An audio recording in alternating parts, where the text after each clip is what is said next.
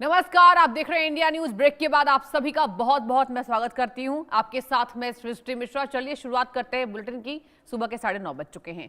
Howitzer की खासियत क्या है? होवित्जर की खासियत यह है कि चीन ने विकसित की है SH-15 होवित्जर तोप। जी हां, PCL 181 व्हील्ड शेल्फ प्रोपेल्ड का एक्सपोर्ट वर्जन है ये, जहां 6x6 बख्तरबंद शराक्सी ट्रक चेसिस पर आधारित है ये सिस्टम। ये देखिए पूरी सिस्टम की आप खासियत समझिए। सड़क पर 90 किलोमीटर प्रति घंटे की रफ्तार से चल सकती है। शूट एंड स्कूट क्षमता, फायरिंग के बाद तुरंत बदलती है अपनी लोकेशन। देखिए फायरिंग के बाद अपनी लोकेशन बदलने में सक्षम है। 155 mm बाय 52 कैलिबर की आधुनिक आर्टिलरी गन से ये लैस है। सामान्य गोला बारूद से 30 से 40 किलोमीटर तक सटीक अटैक करने में ये सक्षम है। आपको बता दें कि आखिर क्या खासियत है और आखिर क्यों पाकिस्तान में अभी डर का माहौल है। ऑपरेशन सिंदूर के बाद भारत पाकिस्तान सीमा पर सैन्य गतिविधियां एक बार फिर चर्चा के केंद्र में। दर्शकों, दरअसल पाकिस्तान को फिर से ऑपरेशन 2.0 का डर सता रहा है।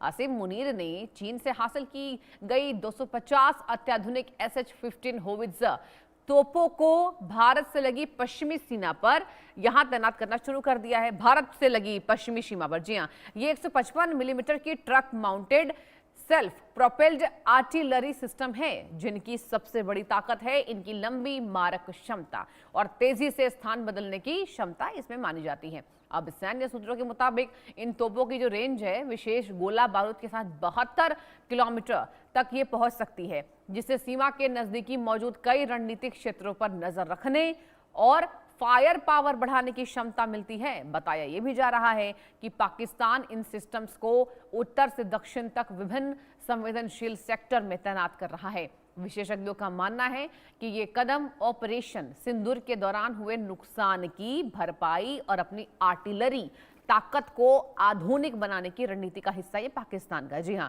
अब दूसरी ओर ये जो तैनाती है ये चीन और पाकिस्तान के बढ़ते रक्षा सहयोग की भी बड़ी तस्वीर पेश करती है, जहां आधुनिक हथियारों, संयुक्त सैन्य अभ्यासों और नेटवर्क आधारित युद्ध क्षमता पर लगातार काम हो रहा है।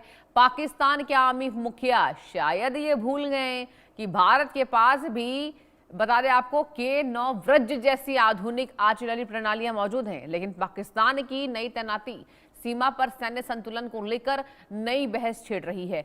रक्षा जानकारों का कहना है कि भारी संख्या में लंबी दूरी की तोपों की तैनाती से सीमा पर तनाव बढ़ सकता है और किसी भी छोटी सैन्य घटना के बड़े टकराव में बदलने का खतरा भी बरप रहा है। ऐसे में पूरे दक्षिण एशिया की सुरक्षा स्थिति पर इस कदम के दूरगामी प्रभाव पर इसमें प्रभाव पड़ सकता है। और इसी मुद्दे पर हम खास मेहमानों के साथ चर्चा भी करने वाले। मेरे साथ कुछ ही क्षण में यहाँ पर बेहद खास मेहमान जुड़ने वाले और जुड़ भी चुके हैं। Lieutenant colonel JS Sodhi sir, defence expert है। सर बहुत बहुत स्वागत है आपको। लेफ्टिनेंट सर, गुड मॉर्निंग आपको। और सर ये जो चल रहा है पाकिस्तान की, सर जो तैयारी चल रही है, कैसे देख रहे हैं सोढ़ी सर? क्योंकि कहा जा रहा है कि छोटी सी भी विवाद अगर होती है तो ये बड़े सैन्य टकराव में तब्दील हो जाएगी। पाकिस्तान की ये तैयारी, क्या ऑपरेशन सिंदूर 2.0 का डर है? बताइए। जय हिंद सृष्टि जी। जय हिंद सर। ये मेरा सौभाग्य है कि मैं आपके न्यूज चैनल पर हूं। पिछले साल 4 जुलाई को lieutenant general Rahul R Singh, जो कि भारतीय थल सेना के deputy chief of army staff है, उन्होंने बयान दिया था कि जब ऑपरेशन सिंदूर चल रहा था तो चीन पाकिस्तान को भारतीय सेना के बारे में सेकंड टू सेकंड की पूरी जानकारी दे रहा था और चीन पाकिस्तान को इस्तेमाल करता है अपने हथियारों को टेस्ट करने के लिए, एक लाइव लेबोरेटरी के लिए। हाँ। देखिए शिष्टी जी, अगले साल के अंत में चीन ने ताइवान पे हमला करना है जी। और उससे पहले वो एक बार अपने और आधुनिक हथियारों को पाकिस्तान में टेस्ट कराएगा, क्योंकि अगर हम अमेरिकी और चीनी हथियारों के बीच में कंपैरिजन करें तो अमेरिकी हथियार दुनिया के कई जंगों में इस्तेमाल होते हैं, लेकिन चीन के हथियार कहीं नहीं इस्तेमाल हो रहे थे, क्योंकि चीन ने किसी भी जंग में 1979 के वियतनाम युद्ध की हार के बाद किसी जंग में हिस्सा नहीं लिया। इसलिए लेकिन चीन को देखा कि पाकिस्तान को अगर वो हथियार सप्लाई करता है, पाकिस्तान और भारत की तो झड़प होती रहेगी, तो इस पूरे सिलसिले में चीन के हथियार टेस्ट होते रहेंगे। जी सर। 2000 से लेकर 2004 तक पाकिस्तान के पास सिर्फ 9% हथियार थे जो चीन से आते थे, लेकिन पिछले साल के अंत में पाकिस्तान के